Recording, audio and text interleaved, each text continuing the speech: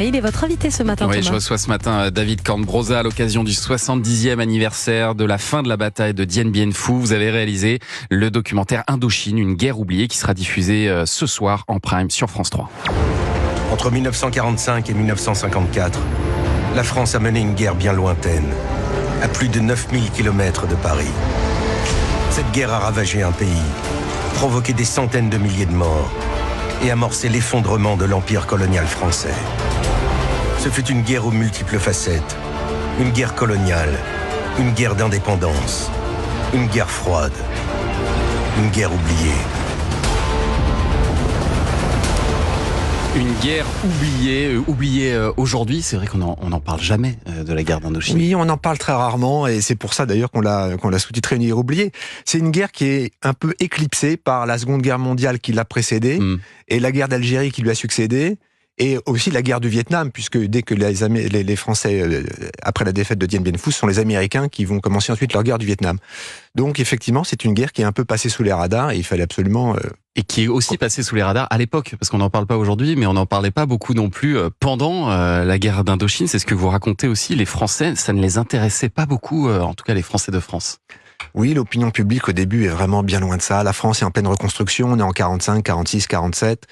Les Français ce sont pas des appelés, les soldats qui vont combattre en Indochine, ce sont des volontaires. Donc c'est une guerre très lointaine et l'opinion publique se détache de ce conflit et ne comprend même pas l'objectif de cette guerre. Mais on parlait quand même de guerre à l'époque, où c'est comme pour la guerre d'Algérie, on parlait d'événements.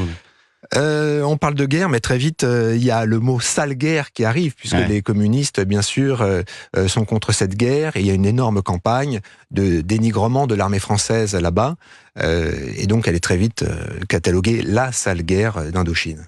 Une guerre qui aura finalement coûté la vie à 100 000 Français, de 300 à 500 000 Viet Minh civils et militaires. Et vous retracez cette histoire avec la voix du comédien Philippe Torreton, et puis surtout énormément d'archives. Il y a d'ailleurs que ça dans ce film, c'est 1h40 d'archives, très souvent, la plupart du temps en couleur, colorisées j'imagine pour certains. Oui, on a retrouvé des archives. Alors c'est vrai que c'était un conflit, vous le verrez dans le film, mais c'est une guerre qui est au début une guerre coloniale et qui évolue, ça devient un des centres, un des points chauds de la guerre froide.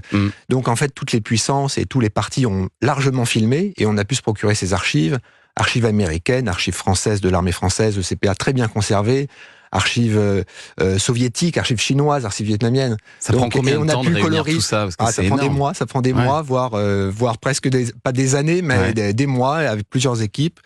Et on rapatrie ces images, on les colorise, on les restaure, et c'est vrai que le film, dérocher ces images en salle de montage, c'est quelque chose d'assez ingrat, c'est noir et blanc, c'est muet, mais assemblé dans le film que vous allez voir ce soir, c'est quelque chose d'assez puissant. Et on réalise, grâce à votre doc, ce qu'ont été ces 8 ans de guerre dans ce qu'on appelait la perle de l'Empire français, l'Indochine française, qui rassemblait en fait l'actuel Laos, Cambodge et Vietnam. Donc c'est un grand territoire. Ça a été, vous l'avez dit, une guerre particulièrement sale, face à un ennemi souvent invisible, qui en fait lui menait plus une guérilla, c'est ça ?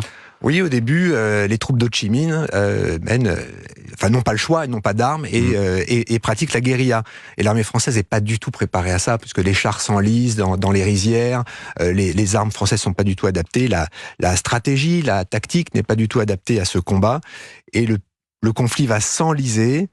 Et bientôt, il sera trop tard pour régler le conflit, puisque la Chine va basculer dans le communisme et fournir des armes. Et Ho Chi Minh aura le soutien du grand frère chinois. C'est ça. Et alors, le point d'acmé de cette guerre, David Cornbrosa, c'est Dien Bien Phu, une cuvette dans laquelle les Français espéraient attirer l'ennemi pour l'écraser enfin. Mais c'est l'inverse qui se produit. On espérait Verdun, ce sera Waterloo.